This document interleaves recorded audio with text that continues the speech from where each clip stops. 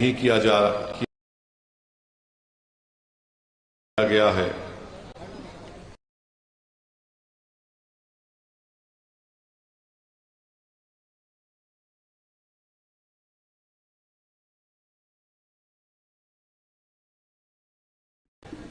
اس جلسے کا اجتماع کرنے کا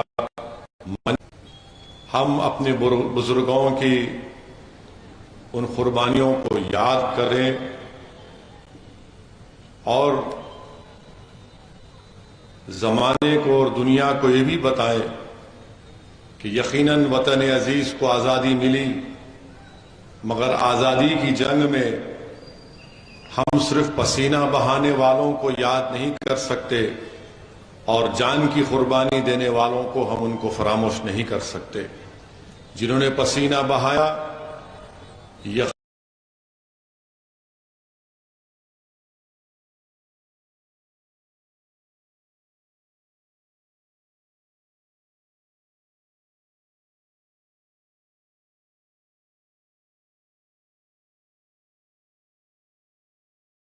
یقیناً ہم ان کو یاد کریں گے اور یاد کرتے رہیں گے۔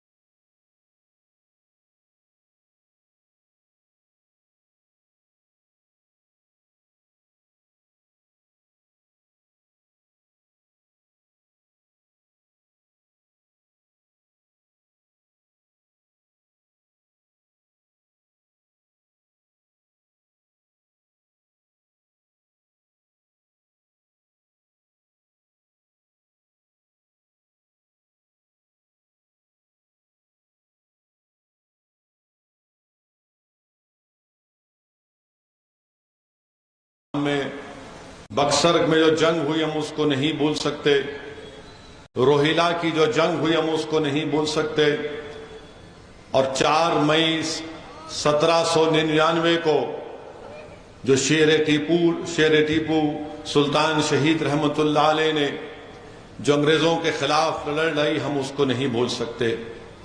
آج ہم کیا دیکھ رہے ہیں کہ جو مسلمانوں سے نفرت کرتے ہیں وہ ٹیپو سلطان کے تعلق سے جھوٹ اور غلط بیانی سے کام کرتے ہیں۔ میرے عزیز دوستوں اور بزرگوں،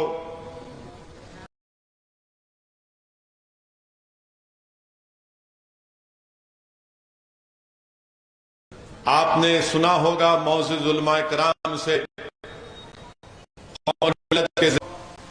بڑی خوشی میں آ کر کہا کہ ٹیپو آج شہید ہو گیا، آج ہم بھارت جیت چکے ہیں۔ میرے عزیز دوستوں اور بزرگوں، عظیم ٹیپو سلطان کی زندگی پڑھنے کے لائق ہے، اور میں آپ سے گزارش کروں گا کہ جناب الیاس ندوی بھٹکلی کی جو کتاب ہے ٹیپو سلطان کے اوپر، اس کو ضرور اس کا مطالعہ کریں۔ اگر نوجوانوں کو وقت ملا جس کو اردو نہیں آتی، انگریزی میں بھی وہ کتاب دستیاب ہے، کیونکہ ٹیپو سلطان کی زندگی کے واقعات پڑھنے سے ہی ہم کو معلوم ہوگا کہ ٹیپو سلطان کی انگریزوں سے جنگ اور ٹیپو سلطان کی شہادت کیسے بھارت کو آزادی دلانے کا ایک راستہ بتاتی ہے۔ میرے عزیز دوستوں اور بزرگوں، شہید ٹیپو سلطان کی پرورش کے تعلق سے الیاس بھٹکلی اپنی کتاب میں لکھتے ہیں کہ ان کے والد حیدر علی نے، جو خود زیادہ پڑھے لکھے نہیں تھے، انہوں نے ٹیپو سلطان کی تعلیم کا بہترین انتظام کیا اور ٹیپو سلطان کو اتنا قابل بنایا کہ ٹیپو سلطان نہ صرف دین کے بارے میں جانتے تھے بلکہ ٹیپو سلطان فارسی، عربی، کنڈا اور فرینچ زبان بھی بولنا اور لکھنا جانتے تھے۔ جب حیدر علی ان کے والد نے ٹیپو سلطان سے پوچھا کہ تم کو کیا تحفہ چاہیے، تو ٹیپو سلطان نے کہا کہ مجھے ایک لائبریری تحفے میں چاہیے، اور اس وقت ٹیپو سلطان کی کتابیں فرانس سے منگوائی گئیں، اور وہ ٹیپو سلطان نہ صرف میدان میں ایک بہادر تھا بلکہ ایک قابل آدمی بھی تھا۔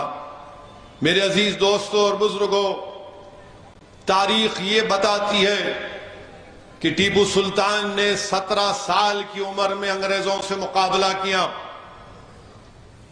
ٹیپو سلطان شہید نے 17 سال کی عمر میں انگریزوں سے مقابلہ کیا، اور ٹیپو سلطان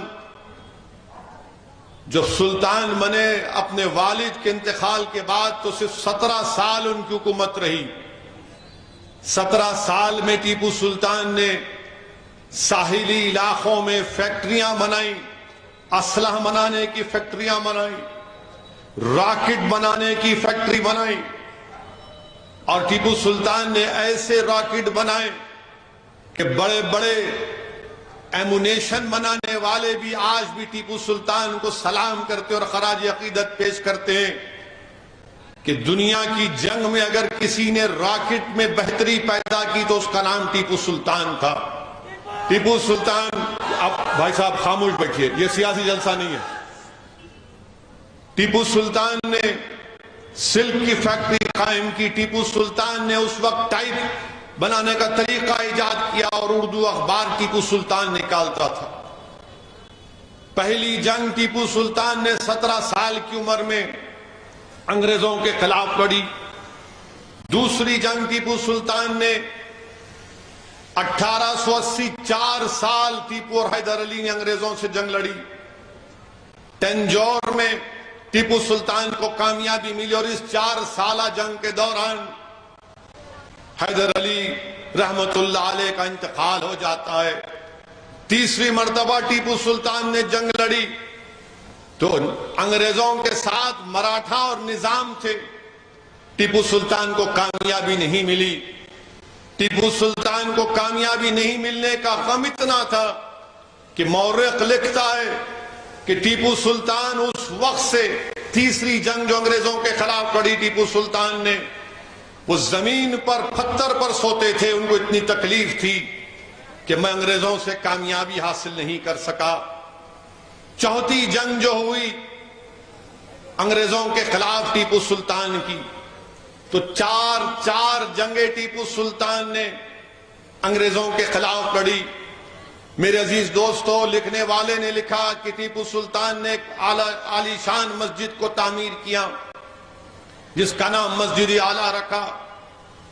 ٹیپو سلطان نے اس میں 4 کتبے تعمیر لکھوائے اس وقت کے مشہور خطاطوں سے۔ اس میں ایک کتبے میں مسجد کا ذکر، ایک میں اللہ سبحانہ وتعالیٰ کے 99 اسماء حسنہ، ایک کتبے میں رسول اللہ صلی اللہ علیہ وسلم کے 99 اسماء گرامی، اور چوتھے کتبے میں ٹیپو سلطان نے جہاد پر خطاطوں سے لکھایا۔ اور اس مسجد کے تعلق سے کہا جاتا ہے کہ ٹیپو سلطان کی جب عمر 7 سال کی تھی تو کسی ایک اللہ کے ولی نے ٹیپو سلطان کے چہرے کو دیکھ کر کہا کہ ایک دن تو میسور کا بادشاہ بنے گا، اور ٹیپو سلطان سے کہا کہ جب تم میسور کا بادشاہ بن جاؤ گے تو تم مسجد کو تعمیر کرنا۔ اس وقت ان کے والد محض ایک ملازم تھے، حیدر علی ایک ملازم تھے۔ میں اس بات کا ذکر اس لیے کر رہا ہوں کہ ٹیپو سلطان کی زندگی کو پڑھنا بے حد ضروری ہے۔ اسی سے نوجوانوں کو، ہم سب کو ایک حوصلہ ملتا ہے ناانصافی کے خلاف لڑنے کے لیے۔ یہ آج ہم جلسہ منا رہے ہیں کہ مسلمانوں کا جنگ آزادی میں رول، تو ٹیپو سلطان کی قربانی کو کوئی نہیں بلا سکتا۔ تو رک جائیے بھائی،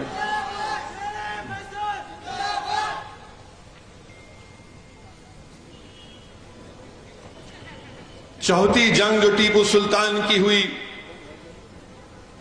ذرا بولیے ہادی صاحب، آپ کے چاہنے والے دکھ رہے پورے، یا تو آپ اوپر جا کر بیٹھ جائیے جھنڈا ہلاتے ہوئے، یہاں سے روکیے نہ تو پھر۔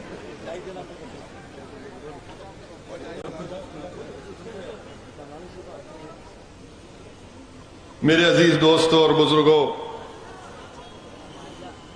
چوتھی جو جنگ انگریزوں سے ہوئی، یہ لفظ 4 کو یاد رکھو آپ، 4 जंगें टीपू सुल्तान ने अंग्रेजों से की और हमारे पड़ोसी रियासत में कर्नाटक में टीपू सुल्तान और सावरकर के ऊपर बहस हो रही है। तो टीपू सुल्तान 4 बार अंग्रेजों से जंग लड़े और जब चौथी जंग हुई टीपू सुल्तान की अंग्रेजों से तो मीर सादिक ने गद्दारी की। मीर सादिक ने गद्दारी की, अंग्रेजों से मिलकर मीर सादिक ने टीपू सुल्तान के किले पर जो तोपें थी उसमें बारूद नहीं मट्ठी रख दी और वाकयात में आया कि 4 मई के दिन जब टीपू सुल्तान जोहर की नमाज पढ़कर बैठे थे तो 4 मई के दिन जोहर की नमाज पढ़ के टीपू सुल्तान जब कुछ खाना खाना चाह रहे थे, एक लुकमा अपने मुंह में डाला तो उनके पास ये खबर आई कि अंग्रेज किले में दाखिल हो गए और सैयद अब्दुल गफ्फार शहीद हो गए हैं।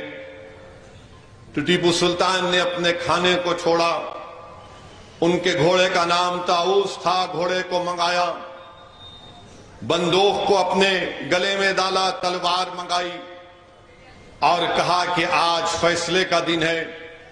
और टीपू सुल्तान अपने किले में डोडी दरवाजे की तरफ, दिल्ली दरवाजे की तरफ जाना शुरू कर दिए। तो मीर सादिक ने अंग्रेजों को बताया कि सुल्तान टीपू शहीद निकल चुके हैं। जब टीपू सुल्तान डोडी दरवाजे की तरफ जाती हैं तो वहां पर अंग्रेजों का दाखिला हो चुका था। टीपू सुल्तान उनसे मुकाबला करते हैं, फिर वापस जाना चाहते हैं टीपू किसी और दरवाजे की तरफ, तो वहां पर भी किसी ने उनसे गद्दारी की थी, उसने भी दरवाजा बंद कर दिया। आप अंदाजा लगाइए कि यह शख्स नमाज जोहर से मगरिब के वक्त तक लड़ता रहा। अंग्रेजों से यह शख्स टीपू सुल्तान नमाज जोहर से मगरिब तक लड़ता रहा। एक नौ मुस्लिम उनका खादिम था, वो भी अंग्रेजों को अपना जमीर बेच चुका था। टीपू उससे पलट कर कहते थे कि थोड़ा पानी पिला दे, मगर उसने पानी नहीं दिया। जोहर से लेकर मगरिब आ गई, अब सूरज गुरूब होने वाला है, टीपू थक चुके हैं।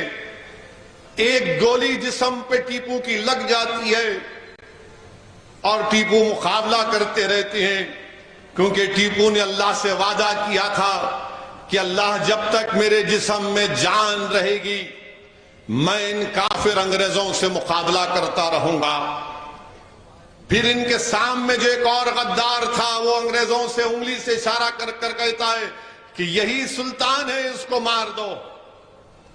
मेरे अजीज दोस्तों और बुजुर्गों, लिखने वाले ने अच्छा लिखा कि टीपू सुल्तान ने सिब्त रसूल सल्लल्लाहु अलैहि वसल्लम की सुन्नत पर चलकर यह बता दिया, जिस तरह करबला के मैदान में आले रसूल और इमाम हुसैन को प्यासा रखा गया था, टीपू ने भी सिब्त रसूल इमाम हुसैन और आले रसूल की सुन्नत पर चलकर बता दिया कि जालिमों से मुकाबला होगा और पंजा आजमाई होगी।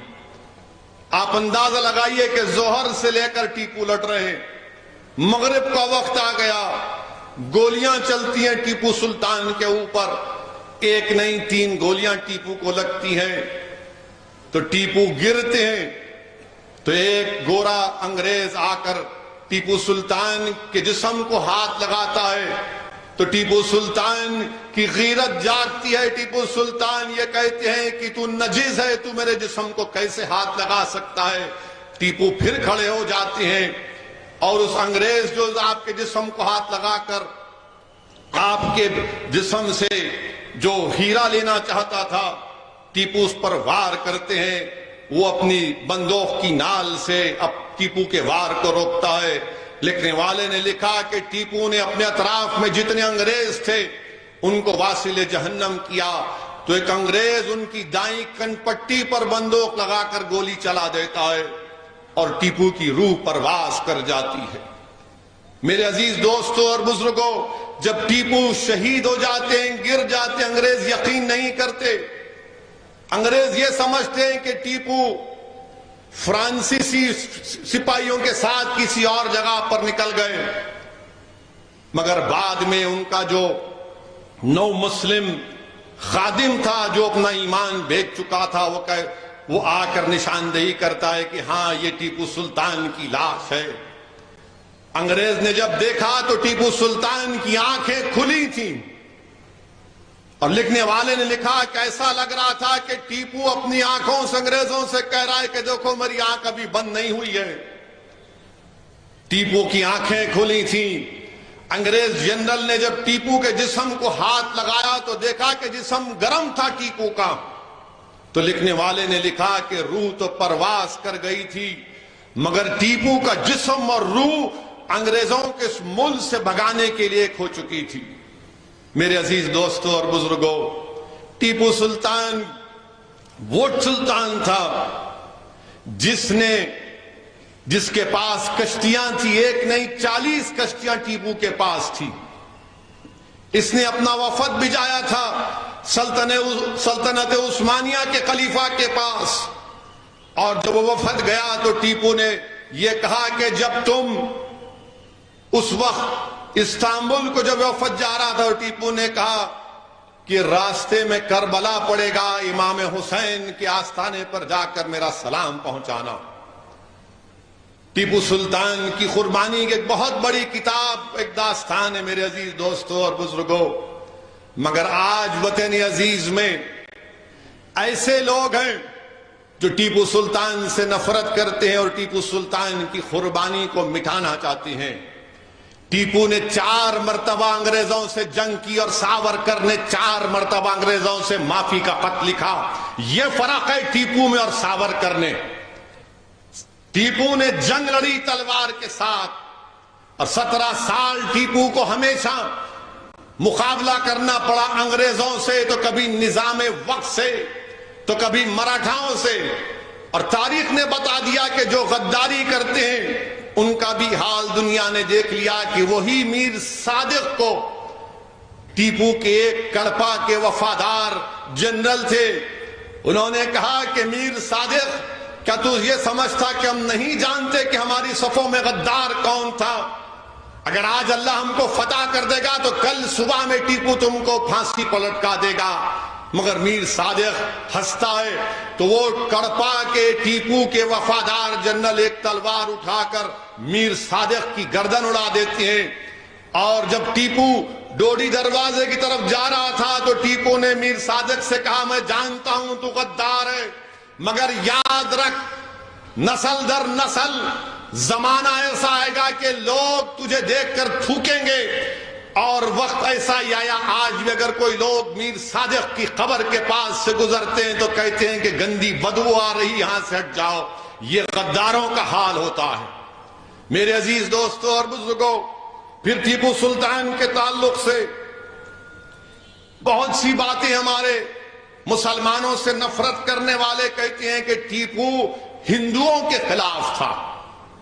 آج اس جلسے سے ان کو میں پیغام دینا چاہتا ہوں کہ ٹیپو ہندوؤں کے خلاف نہیں تھا.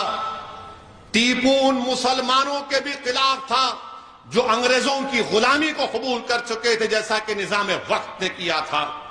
ٹیپو نے مراٹھاؤں کے خلاف تھا کیونکہ انگریزوں سے ملے تھے اس وقت کے مراٹھا. ٹیپو کرناٹکا کے نواب کے خلاف تھا کیونکہ وہ انگریزوں سے لڑنا نہیں چاہتے تھے. بلکہ ٹیپو نے مسلمانوں کی جماعت کو اپنی سلطنت سے باہر کر دیا تھا. ٹیپو عیسائیوں کے بھی خلاف تھا کیونکہ انگریزوں سے ملے ہوئے تھے. یہ ٹیپو سلطان تھا. مگر آج ان لوگوں کو جواب دینا ضروری ہے کہ جو ٹیپو سلطان کے تعلق سے یہ کہتے ہیں کہ ٹیپو ہندو بھائیوں کے خلاف تھا.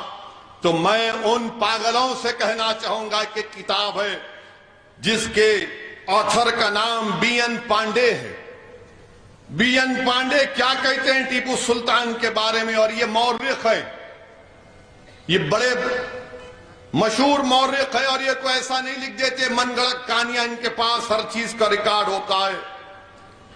بی این پانڈے نے ایک کتاب ہے جس میں انہوں نے اورنگزیب اور ٹیپو سلطان پر لکھی.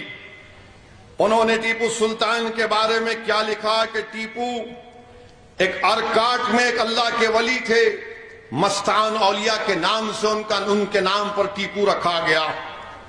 ٹیپو کے تعلق سے وہ کہتے ہیں کہ ٹیپو نے جگت گرو ہندو مٹھ کے سنگری کو خط و کتابت کی، ان کو تحفے اور تحائف دیے. انہوں نے ان کو 12 ہاتھی دیے، سونا دیا، ہیرے جواہرات دیے. سری نارائن سوامی مندر کو میلاکوٹ میں ایک سونے کا کپ سری سکنتیشورا مندر کو ننجاگنڈ میں ٹیپو نے دیا. ٹیپو نے 7 چاندی کے کپ، 1 چاندی کا ادان سری رنگناتھا مندر کے سری رنگا پٹنم کو دیا.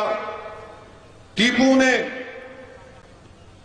پیسے دیے کنجاویرم کی مندر کی تعمیر کے لیے. ایک چیریٹ تہوار ہوتا تھا، ٹیپو اس میں بھی اپنی حکومت کی طرف سے پیسے دیتے تھے تاکہ پٹاخے پھوڑے جائے. ٹیپو زمینات دیے گنڈی کوٹ کی مندر کو. یہ بی این پانڈے لکھتے ہیں. ٹیپو نارائن سوامی مندر کو زمینات دیے. چنا کے سوامی مندر کو جو منچور میں ہے ٹیپو نے زمینات دیے. ٹیپو نے پولیوندالا میں وہاں پر اس مندر کو انعام لینڈ دیے. یہ تمام چیزیں کیا بتاتی ہیں؟ ٹیپو نے جو کرسچین کمیونٹی میں سیرین کرسچین ہوتے ان کے انتظام کیا. آرمینین عیسائیوں کے لیے ٹیپو نے ان کو پوری سہولتیں فراہم کی.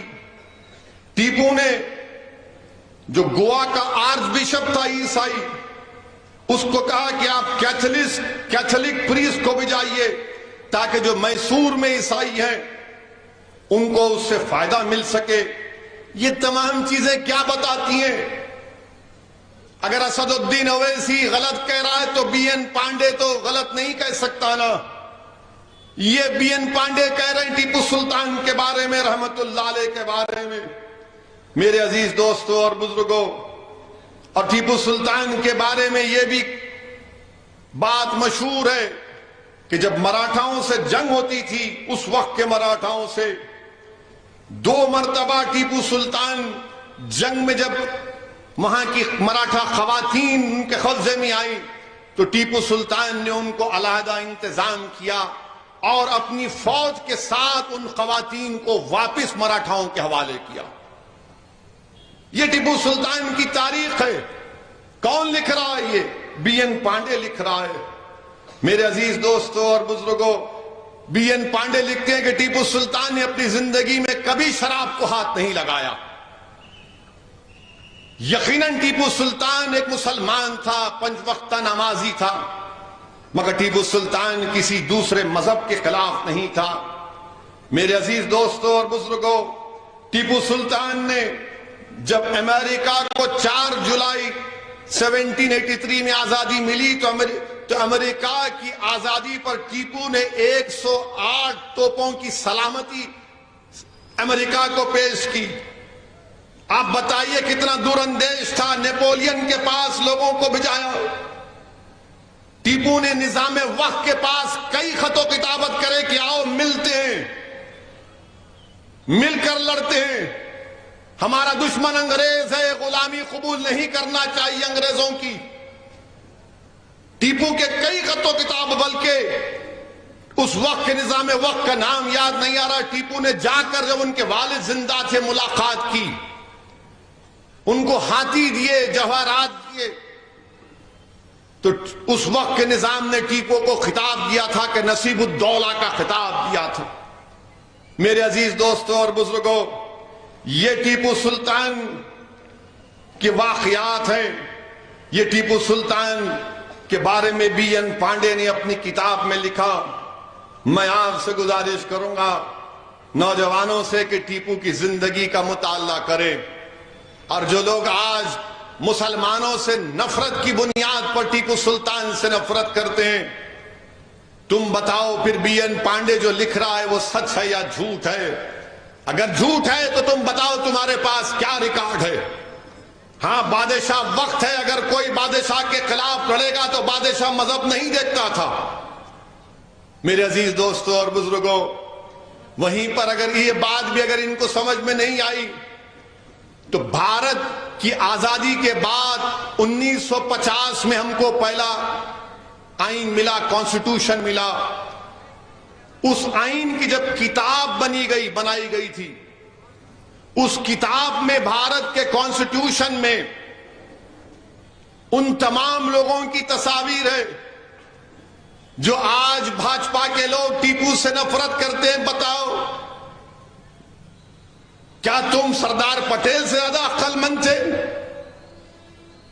یا تم ہو کہ سردار پٹیل کی موجودگی میں جو بھارت کی آئین کانسٹیٹیوشن بننے کے بعد ایک کتاب چھاپی گئی تھی، قانون ساز اسمبلی، کانسٹیٹیوشن اسمبلی کہتے ہیں، اس کتاب میں ٹیپو سلطان کی فوٹو ہے، اس کتاب میں ٹیپو سلطان کی فوٹو ہے، جھانسی کی رانی کی فوٹو ہے، رام لکشمن سیتا کی فوٹو ہے، گوتم بدھ کی ہے، مہاویر کی ہے، گرو گوبند کی ہے، اکبر بادشاہ کی ہے۔ اب بتاؤ یہ لوگ کیا کہیں گے جب جنہوں نے آزادی کی لڑائی لڑی اور بھارت کا آئین بنایا، اس پہلی کتاب میں ٹیپو کی فوٹو ڈالی تو ان کو بڑی پیٹ میں درد ہوتا ہے آج بھی۔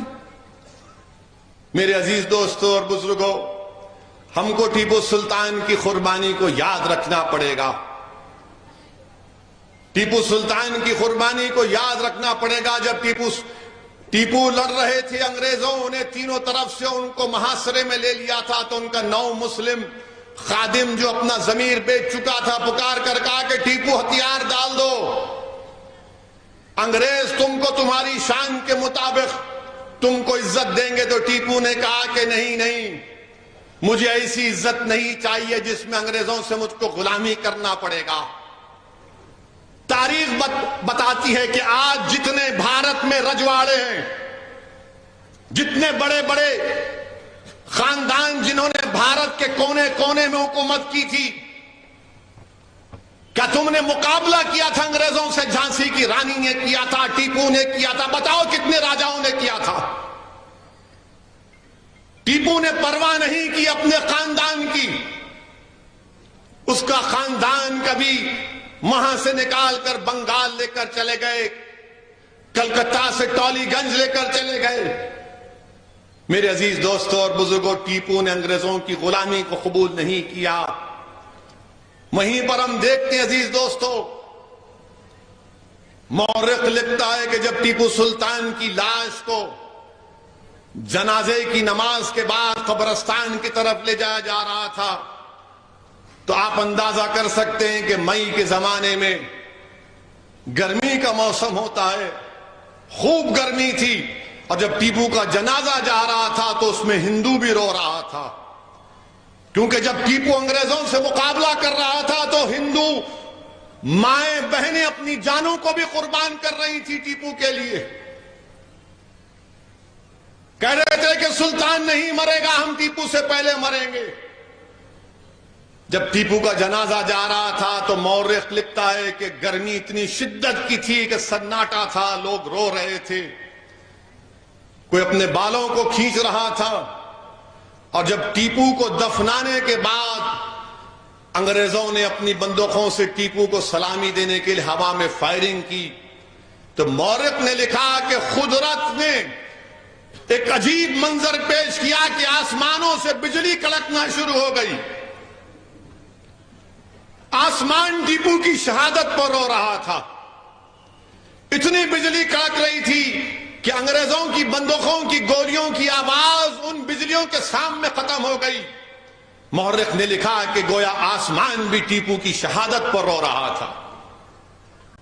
کیا مورخ یہ لکھتا ہے کہ جب کیرلا میں خواتین اپنے چھاتیوں پر کپڑا نہیں پہنتی تھی تو کس نے کہا کہ چھاتیوں کو کپڑا پہننا پڑے گا؟ ٹیپو نے کہا تھا۔ ٹیپو نے کیا کہا تھا کہ اگر مرد اگر ایسا کرتے، بتایا گیا نہیں کرتے، تو کہا کہ خواتین کو بھی اپنے چھاتیوں کو کور کرنا پڑے گا۔ انسانوں کی بلی دی جاتی تھی، ٹیپو نے کہا غلط ہے۔ میرے عزیز دوستوں اور بزرگوں، آج یہ بیوقوف ظالم لوگ ٹیپو کو بدنام کرتے ہیں۔ 2018 میں برطانیہ میں ایک مشہور و معروف آکشن کی کمپنی، حراج کی کمپنی، اس کا نام کرسٹیز ہے، کرسٹیز۔ انہوں نے ٹیپو کے انگوٹھی حراج کی۔ اس کی قیمت جب میں پڑھا تو تعجب کر رہا تھا۔ اس کی قیمت، اس جو انگوٹھی بکی انگریز پاؤنڈ کی 1,45,000 پاؤنڈ، 1,45,000 پاؤنڈ کی انگوٹھی کا ٹیپو کی حراج ہوئی۔ اور اس انگوٹھی پر کیا لکھا ہوا تھا؟ رام کا نام لکھا ہوا تھا۔ تو کرسٹیز جو آکشن کمپنی نے لکھا کہ تعجب کی بات ہے کہ ایک مسلم بادشاہ کے پاس اس طرح کی انگوٹھی ہے، تو اس سے کیا معلوم ہوا کہ ٹیپو ہندوؤں کے خلاف نہیں تھا، ٹیپو انگریزوں کے خلاف تھا، ٹیپو ہر اس مذہب کے ماننے والے کے خلاف تھا جو انگریزوں کی غلامی کو قبول کرنا چاہتے تھے۔ مگر ٹیپو غلامی کو قبول نہیں کرنا چاہتا تھا، ٹیپو اس ملک کو انگریزوں کی غلامی سے آزاد کرانا چاہتا تھا۔ ٹیپو عظیم مجاہدین آزادی ہے اس بھارت کا۔ اسی لیے سمویدھان بنانے والوں نے ٹیپو کی فوٹو بھارت کے سمویدھان کی پہلی کتاب میں جھانسی کی رانی کے ساتھ شائع کی۔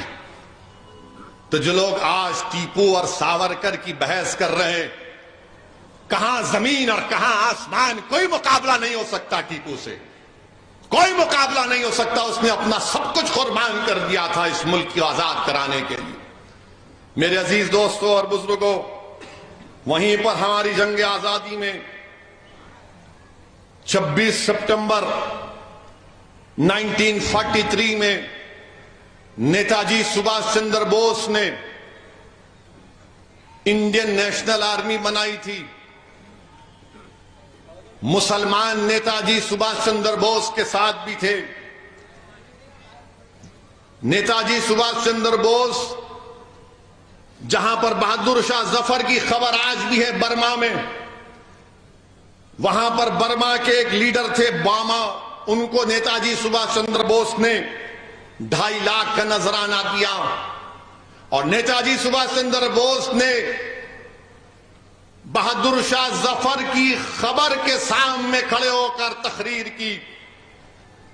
نیتا جی سبھاش چندر بوس نہایتی قابل اور نہایتی نفیس ترین انسان تھے، اور نیتا جی سبھاش چندر بوس نے جب انڈین نیشنل آرمی دوبارہ بھارت میں جا کر بھارت کو آزاد کرانے کی لڑائی میں جا رہی تھی، تو نیتا جی سبھاش چندر بوس نے بہادر شاہ ظفر کی خبر پر کھڑے ہو کر یہ شعر پڑھا تھا ظفر کا کہ غازیوں میں بو رہے گی جب تلک ایمان کی، غازیوں میں جب تلک بو رہے گی ایمان کی، تخت لندن تک چلے گی تیغ ہندوستان کی۔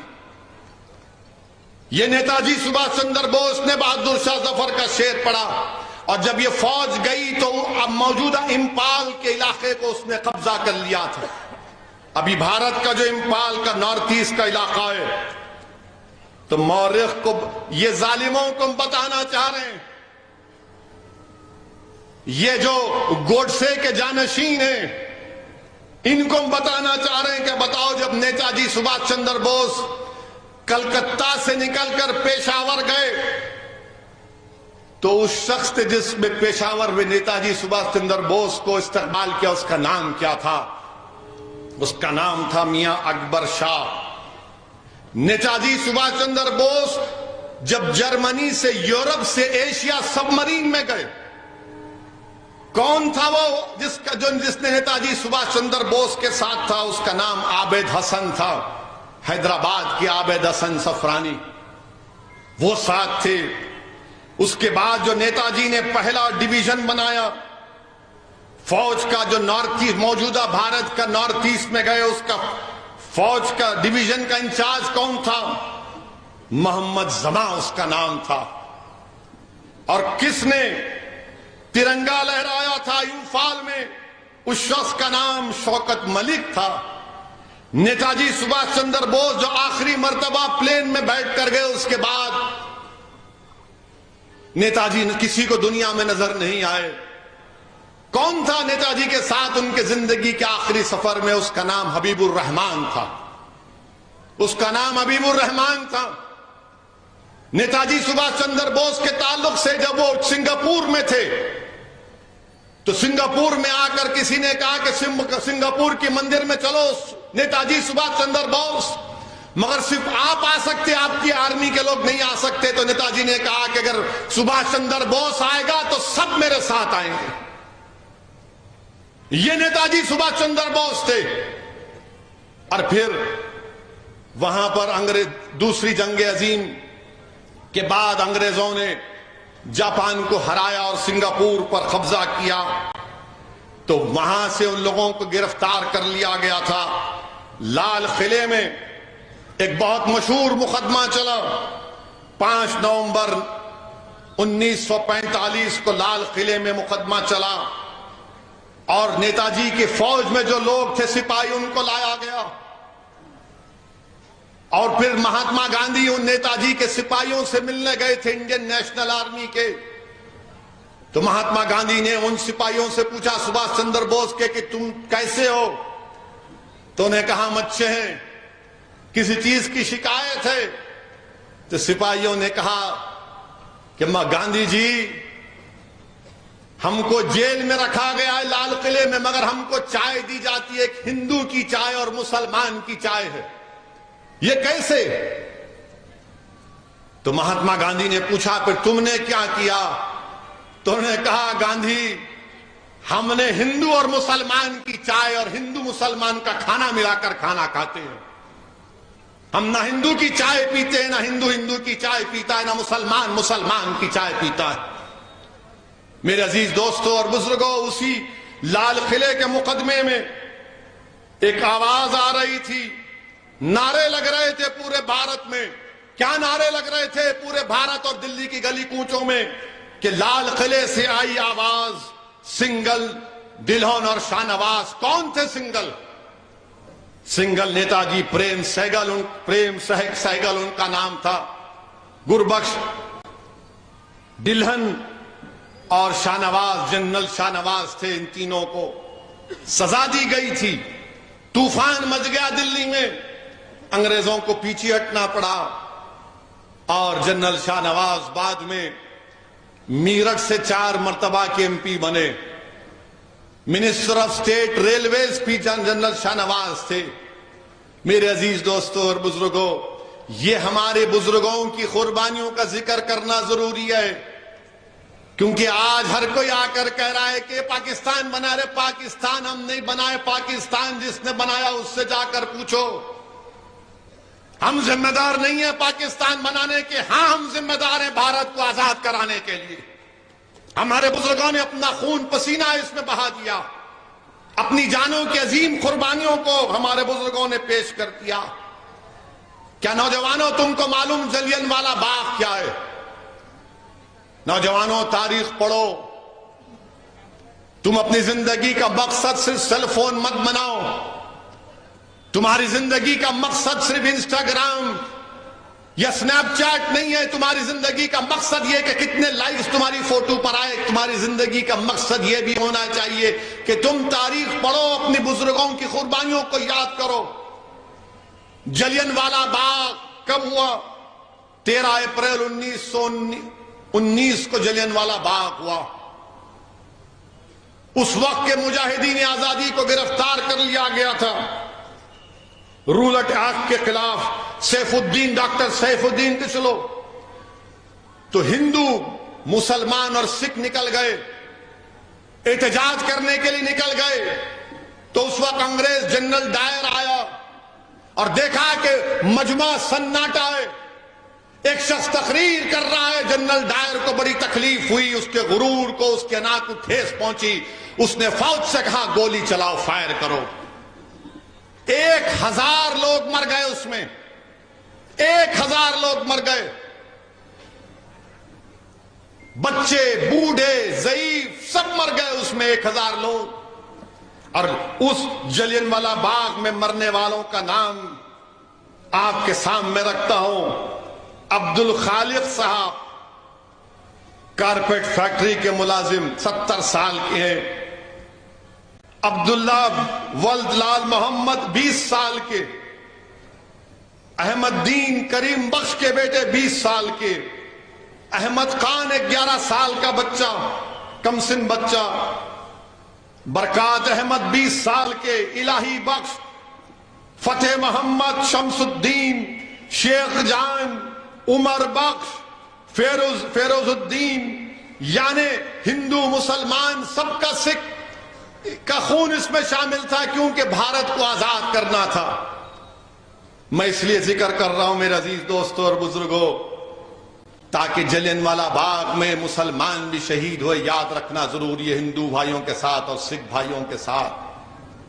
اور مورخ، انگریز مورخ لکھتا ہے The Other Side of Mutiny میں ایک چشمدید عورت کا واقعہ لکھتا ہے کہ وہ عورت اپنے شوہر کو تلاش کرنے نکلی تو لاشوں کے ڈھیر سے اس کی شوہر کی لاش نکلی. وہ غم میں نڈھال ہو کر اپنی شوہر کے لاش کے پاس بیٹھ گئی تو اس نے دیکھا کہ ایک بچہ، 10 معصوم بچہ، کم سن بچہ رو رہا ہے، زخمی ہے. تاریخ میں آیا کہ 1000 لوگوں کو جنرل ڈائر نے گولی مار کر ہلاک کیا، اتنے ہی 1200 کے قریب لوگ زخمی تھے. ایک کم سن بچہ تھا تو یہ خاتون اس بچے کو دلاسا دے رہی تھی، اور بچہ کہہ رہا تھا کہ مجھے میری اماں یاد آ رہی ہے، تم مت جاؤ یہاں سے، تم میرا ہاتھ چھوڑ کر مت جاؤ. وہ عورت یہ کہتی ہے، وہ انگریز مورخ کو، کہ میں نے کئی لوگوں کو پانی کی بھیک مانگتے سنا، میں نے کئی زخمیوں کو دیکھا. اس عورت نے کہا کہ میں نے کتوں کو اس لاشوں کو کھاتے ہوئے دیکھا. یہ ملک کو ہم کو آزادی ملی، ایسے نہیں ملی میرے عزیز دوستوں اور بزرگوں.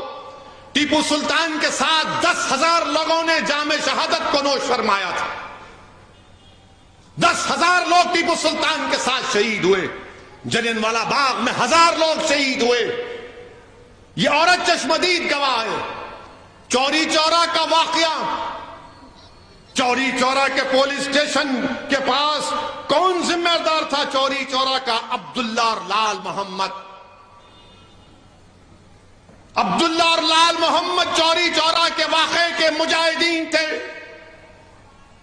اور انگریزوں نے کیا کیا؟ چوری چورا میں بھون دیا لوگوں کو. عبداللہ اور لال محمد کو پھانسی کے تختے پر لٹکا دیا. چوری چورا کا واقعہ پڑھو. یہ لوگ وہ لوگ تھے جو اپنے کاروبار کے اعتبار سے چوڑیاں بیچتے تھے. آج ہم نے کیا کر دیا؟ مدھیہ پردیش اندور میں وہی چوری چورا کے چوڑی بیچنے والوں کا ایک شخص جب چوڑی بیچنے گیا تو وہاں پر مدھیہ پردیش میں اس کو جیل میں ڈال دیا گیا انہیں سے لگا کر کہ اس نے کسی سے چھیڑخانی کی. 75 سال کی آزادی کا جشن منا رہے ہیں، چوری چورا کے ان جانشینوں کو جیل میں ڈال دیا جاتا ہے. میرے عزیز دوستوں اور بزرگوں، نوجوانوں، کیا تم جانتے ہو کہ شولاپور میں گاندھی کو گرفتار جب معلوم ہوا تو شولاپور شہر میں عبد الرشید اور قربان حسین نوجوان تھے. گاندھی کی گرفتاری کی خبر ملی تو شولاپور کے ماحول کو انہوں نے گرم کر دیا اور کہا کہ گاندھی کو گرفتار کیا گیا، اور پورے شولاپور میں احتجاج کیا. اور انگریزوں نے عبد الرشید اور قربان حسین پر بغاوت کا الزام لگا کر یہ شولاپور کے ان عظیم مجاہدین کو تختے پر لٹکا دیا. مسلمانوں، کیا تم جانتے ہو کہ شیخ مظہر نانوتوی کون تھے؟ علماء جانتے ہیں شیخ مظہر نانوتوی کون تھے. اور شیخ مظہر نانوتوی رحمت اللہ علیہ کی ایک عادت تھی کہ اپنی زبان سے ہمیشہ اپنے ہونٹ کو چوستے رہتے تھے. اپنی زبان سے اپنے ہونٹ کو چوستے رہتے تھے. لوگ بولتے یہ کیا کرتے ہیں حضرت؟ اپنی زبان سے ہونٹ کو چوستے رہتے ہیں، کیا وجہ ہو؟ یہ عادت کیوں پڑی؟ ایک شخص تھا پیچھے پڑ گیا اور پوچھا کہ شیخ بتاؤ، شیخ مظہر نانوتوی صاحب، آپ کی یہ عادت کیوں ہے کہ آپ اپنی زبان سے ہونٹ کو کیوں چوستے ہیں؟ تو شیخ مظہر نانوتوی رحمت اللہ علیہ نے بتایا کہ شاملی کی جب انگریزوں سے جنگ ہوئی تھی، حاجی امداد اللہ مہاجر مکی رحمت اللہ علیہ کے ساتھ میں تھا. حاجی امداد اللہ مہاجر مکی بانی جامع نظامیہ انور اللہ شاہ فاروقی کے پورے مرشد ہیں. ہم حاجی امداد اللہ مہاجر مکی کے ساتھ تھے. انہوں نے کہا کہ مولانا رشید احمد گنگوہی رحمت اللہ علیہ ساتھ تھے. ان کے بھائی مولانا محمد منیر نانوتوی تھے, قاسم نانوتوی تھے. شیخ مظہر نانوتوی کہتے ہیں کہ میرے پیر میں گولی لگی اور میں اچانک کیا دیکھتا ہوں کہ آسمان سے حوریں اتر رہی ہیں. آسمان سے حوریں اتر رہی ہیں اور جس کی روح قبض ہونے والی روح ان سے کہہ رہی یہ لو, یہ اپنا, یا ان کے ہاتھوں میں ایک جام تھا, اس کو پیو, اس کو پیو. تو اچانک ایک حور شیخ مظہر نانوتوی کے پاس آ کر ان کو بھی پیالہ دیا اور وہ اپنا پیالہ منہ کو لگائے تھے کہ ایک اور آ کر کہا کہ نہیں, اس کا وقت ابھی نہیں آیا ہے, اس کا وقت ابھی نہیں آیا ہے. تو شیخ مظہر نانوتوی نے کہا کہ میں نے تھوڑا سا اس کی مٹھاس کو اپنے لب پر محسوس کیا تو ہمیشہ اس کو یاد کرتا ہوں. یہ ہمارے بزرگوں کی قربانیاں ہیں.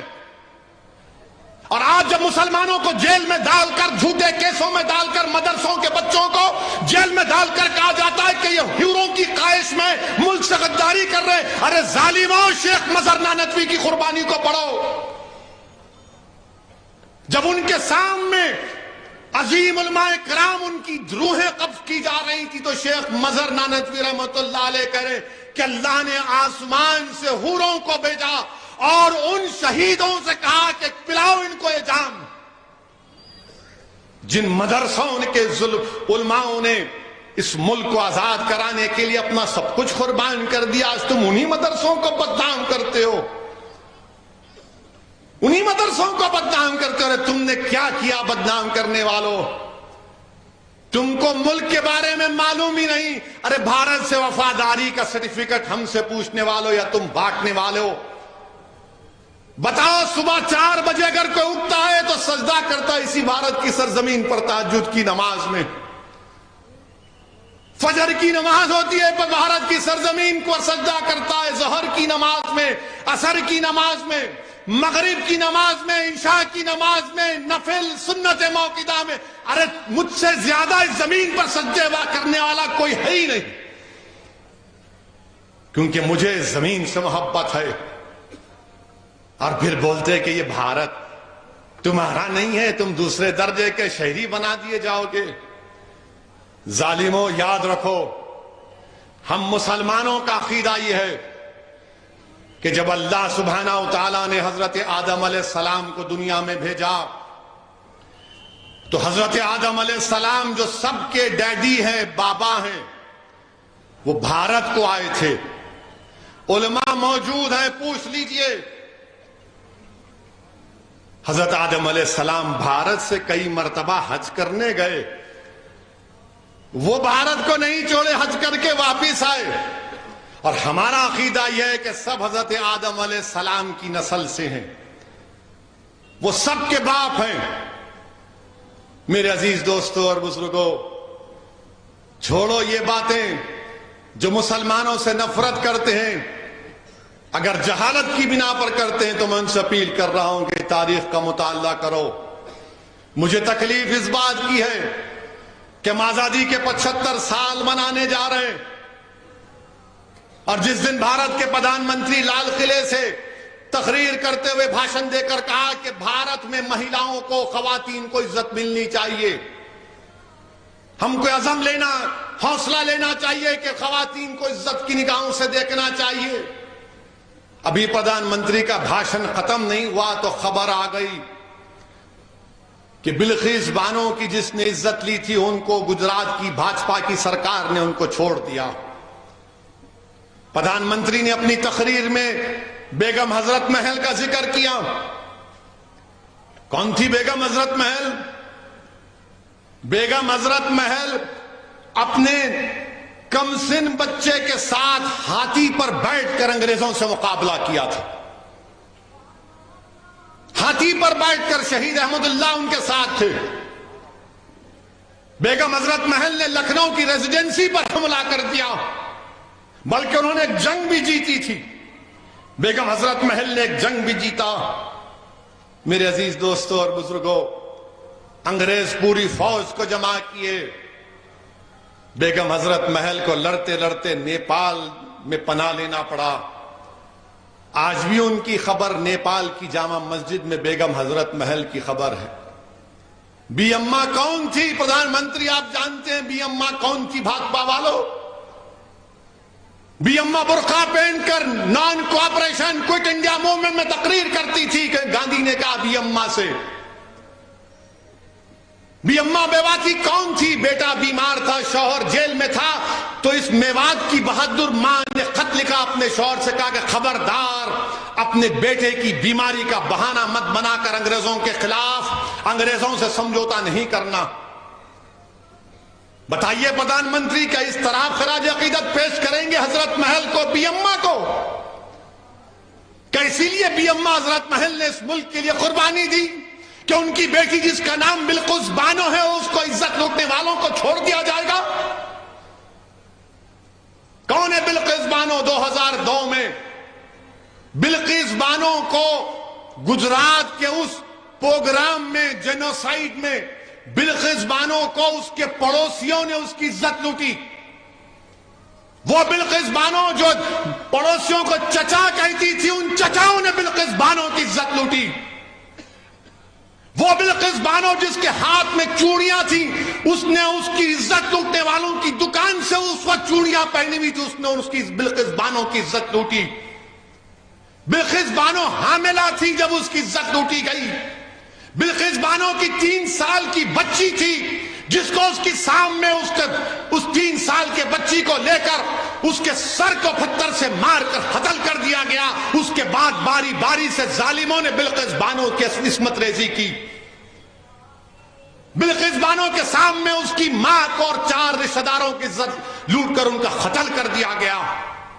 بلقیس بانو برہنہ ہو چکی تھی، کپڑوں کا ٹکڑا لے کر آدیواسی بھائیوں بہنوں کے پاس بھاگتے چھپتے پھری، وہ کپڑا دیے۔ بلقیس بانو کے شوہر نے اپنی بیوی کو ہمت دلائی، میں سلام کرتا ہوں بلقیس بانو کے شوہر کو۔ اللہ مسلمان شوہروں کو بلقیس بانو کے شوہر سے حوصلہ حاصل کرو کہ اس نے اپنی بیوی کے انصاف کے لیے اپنے بیوی کے ہر طرح سے مدد کی۔ 2004 میں مقدمہ عائد ہوا۔ پولیس بلقیس بانو کی کہانی کو یقین نہیں کر رہی تھی، بلقیس بانو نے پولیس کے خلاف کیس کیا۔ میڈیکل ڈاکٹروں نے جھوٹی رپورٹ دی، بلقیس بانو نے ان کے خلاف رپورٹ کی، مقدمہ کیا۔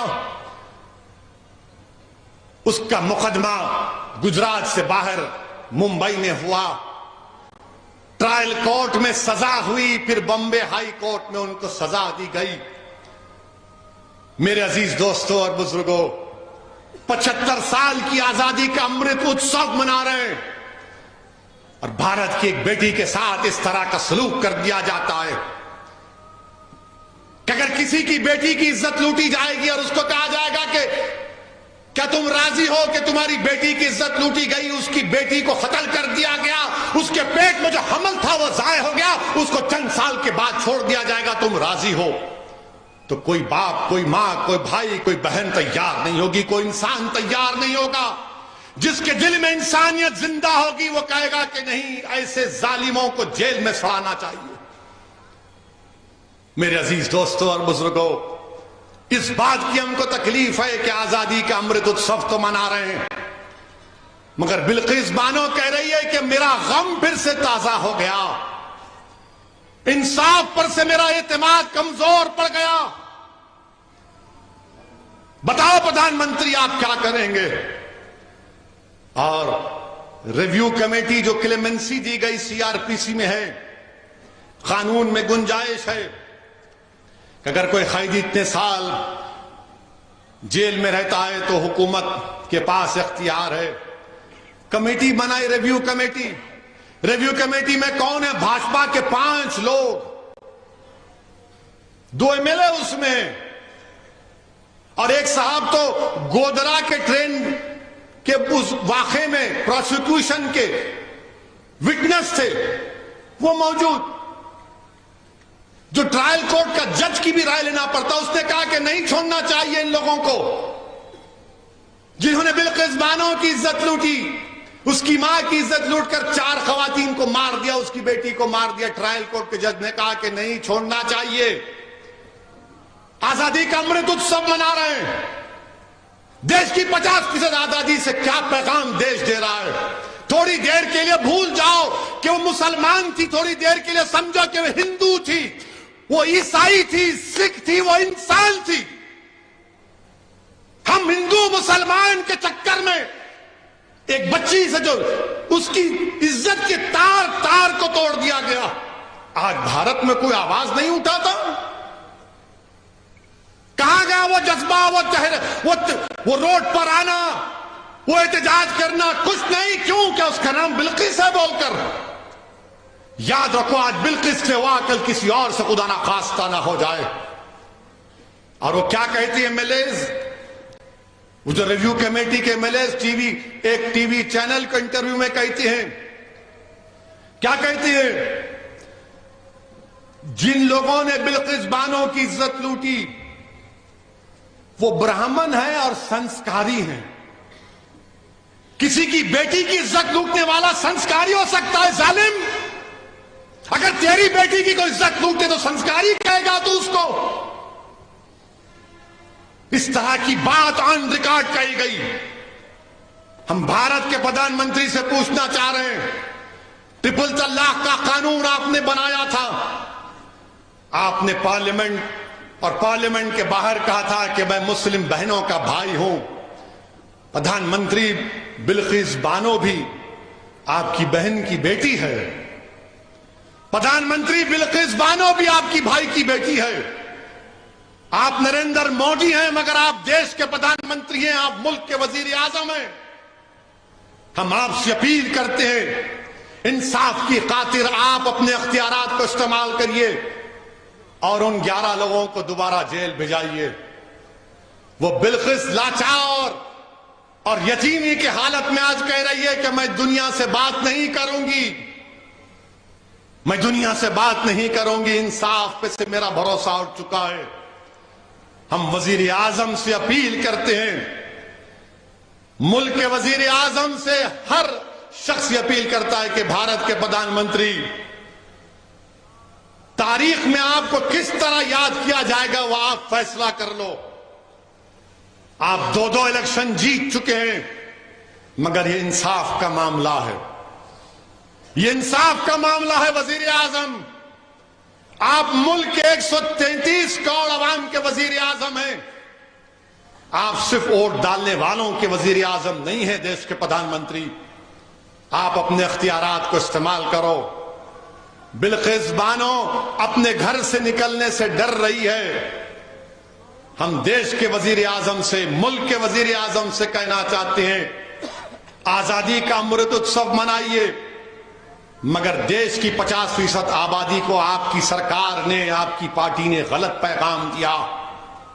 یہ خواتین سے ناانصافی ہے۔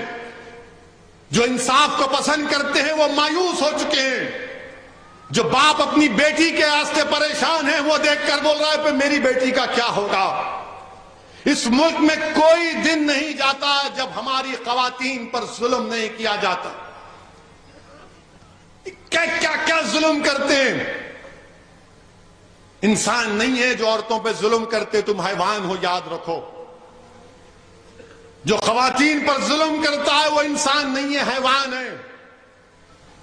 تم کمتر جاہل بھی نہیں بلکہ تم اس جنگل کے شیر سے، حیوان سے ذلیل آدمی ہو جو خواتین پر ظلم کرتے۔ مرد کا مطلب یہ نہیں ہے کہ تم خواتین پر ظلم کرو۔ اور وہ ظالموں کو جب جیل سے چھوڑا گیا تو پھول کا ہار، مٹھائیاں بانٹی جا رہی ہیں۔ یہ سنسکار ہے؟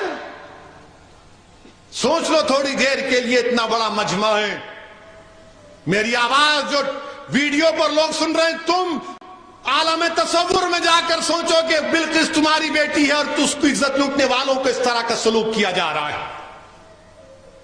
اگر تمہارے خون سے، آنکھ سے خون کے آنسو نہیں نکلیں گے تو تمہارے دل میں دھڑکتا ہوا دل نہیں رہے گا۔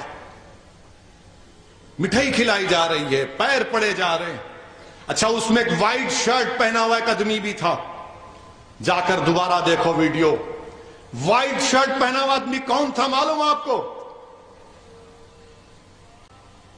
وہ خواجہ اجمیری شیخ معین الدین چشتی